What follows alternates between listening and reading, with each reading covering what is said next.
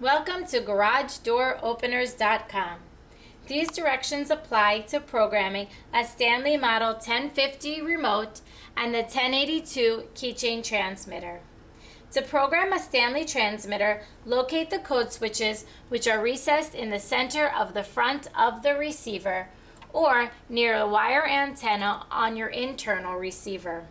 The remote's code switches are accessed by removing the battery access door on the transmitters. The switches are numbered 1 through 10.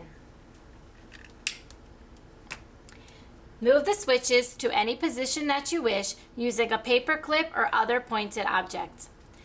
The switches on the receiver must have the same pattern of the switches on each remote used to operate this receiver.